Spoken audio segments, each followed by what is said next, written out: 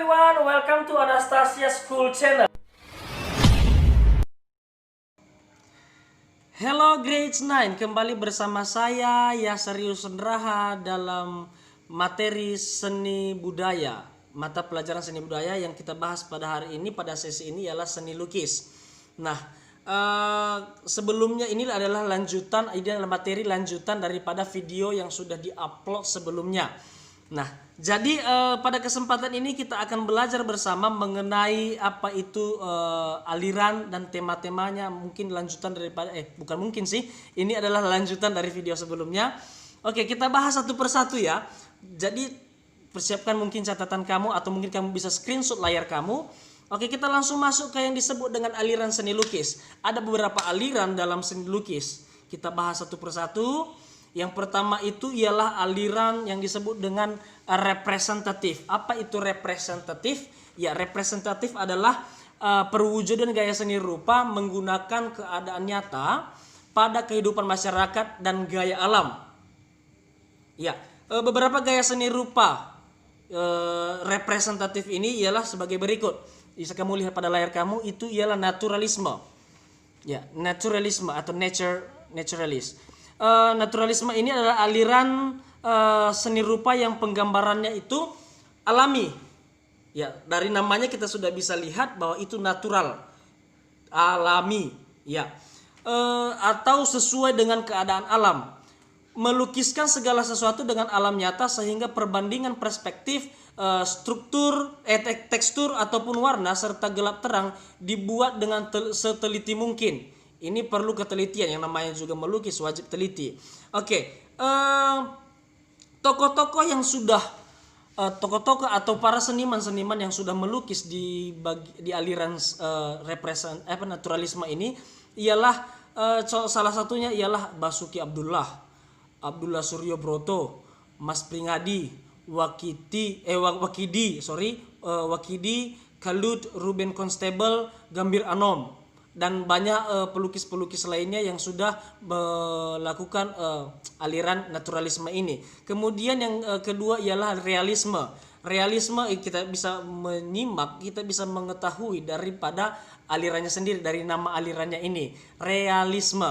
Nah, realisme itu sendiri ialah aliran yang memandang dunia tanpa ilusi. Tanpa ilusi. Ini apa adanya tanpa menambah atau mengurangi objek. Tidak ada penambahan, tidak ada pengurangan. Ini sesuai dengan objek yang dilihat. Oke, contoh tokoh ialah Trubus, Wardoyo Tarmizi, dan Dullah. Dan mungkin masih banyak lagi. Kemudian yang ketiga ialah romantik atau romantisme. Dari namanya kita sudah mengetahui ini tentang hal-hal yang romantis. Nah, romantisme ini adalah aliran seni rupa yang lebih bersifat imajinasi.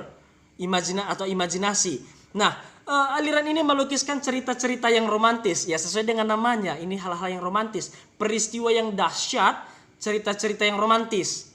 Nah, salah satu contoh tokoh yang sudah bergelut di dalam hal ini ialah Raden Saleh, Francisco Goya, dan Turner. Selanjutnya yang keempat itu bisa kita lihat ekspresionisme. Ekspresionisme adalah aliran seni rupa yang penggambarannya itu sesuai dengan aliran seni rupa yang penggambarannya itu sesuai dengan keadaan jiwa sang perupa. Ya, jadi ini apa yang dirasakan oleh si pelukis itu yang digambarkannya pada lukisannya. Oke, contohnya itu yang sudah bergelut juga di dalam hal ini ialah Vincent van Gogh dan Avandi. Nah, itu salah satu contoh yang terkenal ya. Kemudian yang kelima, impresionisme. Apa itu impresionisme? Aliran seni rupa yang penggambarannya ini juga sesuai dengan kesan saat objek tersebut dilukis. Kesan saat objek itu dilukis. Nah, salah satu pelukis atau seniman yang sudah mengapakan hal ini ialah contohnya itu Claude Monet, George Seurat, Paul Cézanne, Paul Gauguin, dan Sujono yang sudah berhasil dalam hal ini. Mereka ini terkenal dalam aliran impresionisme. Kemudian itu yang keenam ialah surrealisme. Nah, surrealisme ini adalah aliran seni yang kebanyakan menyerupai bentuk-bentuk yang seiring dalam mimpi.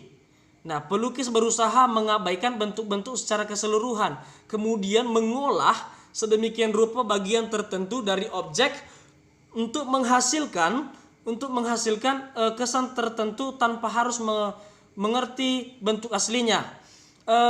Salah satu seniman yang sudah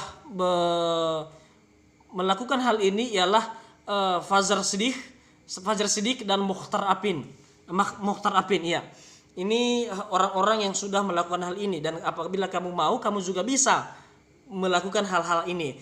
Nah, kemudian untuk B, kalau ada representatif, ada dia non representatif. Apa itu non representatif? Oke. Dan non representatif itu ialah ini termasuk aliran yang agak sulit untuk dikenal karena bentuk dasar gaya non representatif ini sudah meninggalkan bentuk aslinya dan pada prinsipnya menekankan pada unsur-unsur formal, struktur, unsur rupa, dan prinsip estetiknya. Nah, gaya seni lukis non representatif ini berupa susunan garis, bentuk, bidang, dan warna yang terbatas dari bentuk alam. Jadi gaya ini memandang atau aliran ini memandang bahwa ekspresi jiwa dapat dihubungkan dengan objek apapun. Gaya ini menonjolkan bidang yang diisi oleh warna dan dipilih dengan garis-garis tegas. Nah, salah satu para seniman, para pelukis yang sudah mengikuti aliran non representatif ini ialah Amri Yahya, Fajar Siddiq juga melakukan hal ini, Bat Mokhtar, dan Sadali. Nah, ini adalah beberapa aliran dalam seni lukis. Nah, kemudian mari kita belajar bersama mengenai tema lukis ini bagian B, karena bagian A sudah kita bahas pada video sebelumnya, pada pertemuan sebelumnya. Nah, dalam tema seni lukis ini ada beberapa bagian, ada 6 tema. Nah, yang pertama ialah manusia dengan dirinya sendiri. Nah, kita bisa melukis dengan tema seperti ini. Nah, maksudnya apa? Seni lukis dapat digunakan untuk menuangkan ide atau gagasan dari seniman itu sendiri. Nah, terkadang seniman menggunakan potret wajah dirinya sendiri. Jadi kita bisa melukis diri kita sendiri dalam tema. Jadi sebagai objek atau subjek lukisan. Nah, kemudian itu yang kedua ialah manusia dengan manusia lain. Nah, kita bisa mengerti dari hal ini, manusia dengan manusia lain. Jadi kita bukan menggambarkan diri sendiri, kita juga bisa menggambarkan orang lain. Jadi terkadang itu pelukis itu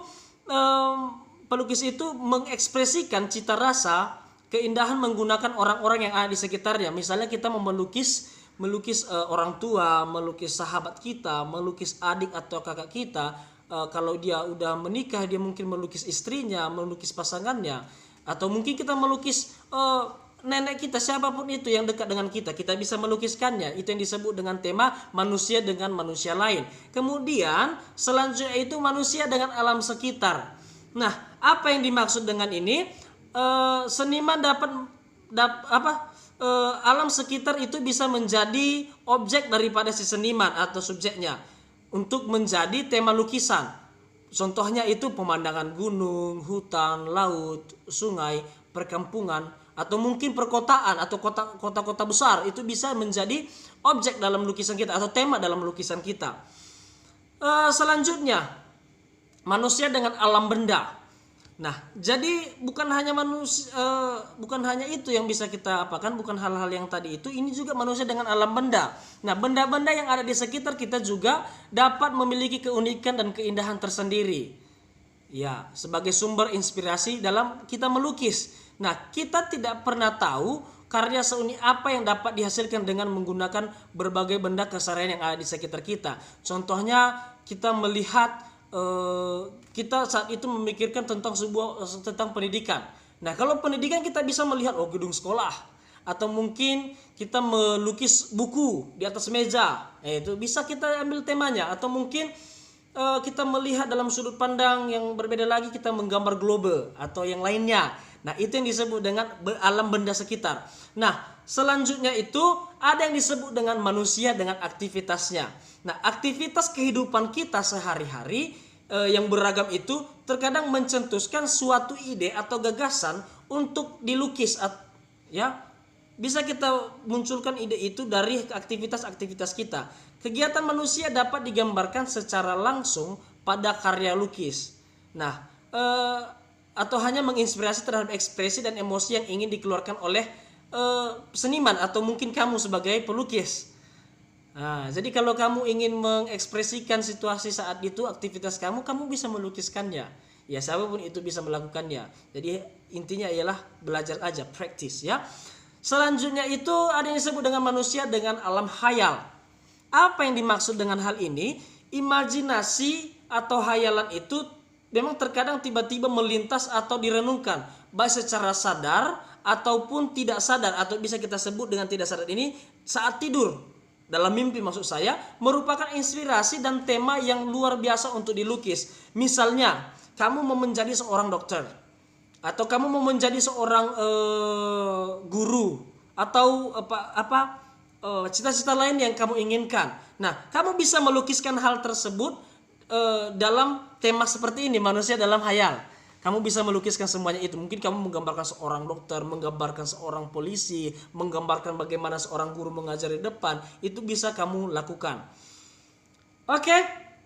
Selanjutnya, setelah kita mengetahui segalanya, kita juga harus mengetahui yang disebut dengan alat dan bahan berkarya seni lukis. Nah, otomatis kalau kita mau melukis kita perlu bahan, bukan? Nah, sama seperti halnya ketika kita mau belajar, kita pasti perlu alat. Nah, apa alat-alat yang kita perlukan dalam melukis? Yang pertama ialah pastel dan krayon. Nah, pastel dan krayon ini memang agak sedikit mirip, cuman krayon ini sedikit lebih agak sedikit kasar, dan kalau pastel ini sedikit berminyak sehingga hasil kita nanti bisa mengkilap. Nah, kemudian yang kedua ialah cat pewarna. Kamu bisa memilih cat minyak, cat air atau cat akrilik. Akrilik ini yang dari plastik gitu modelnya. Dan kemudian yang ketiga kita bisa menggunakan kuas. Nah, kuas yang dipakai bukan kuas untuk kosmetik. Ya, para wanita jangan pakai kuas kosmetik. Nanti karena kalau kamu sudah melukis menggunakan kuas kosmetik, kemudian nggak mungkin lagi kamu pakai untuk wajah. Nah, kuas yang kita perlukan itu yang seperti ini. Ya, kamu bisa melihat pada gambar karena saya sudah menyediakan gambarnya. Kemudian yang keempat ialah pisau palet. Nah, ini perlu untuk biasa untuk mengaduk, bisa juga untuk menggoreskan garis pada membuat bentuk pada lukisan, itu bisa juga kita gunakan pisau ini. Dan yang kelima ialah palet. Nah, kemudian kanvas itu sendiri. Kanvas tahu lah ya kan, kita tahu untuk pembuatan gambar. Nah, itu sebagai bahan kita, itu sebagai alat-alat kita yang bisa kita gunakan untuk melakukan karya seni lukis ini. Nah, selanjutnya jenis lukisan. Nah, udah kita tahu, kita harus tahu juga apa jenis-jenis lukisannya. Oke, yang pertama ialah lukisan cat air.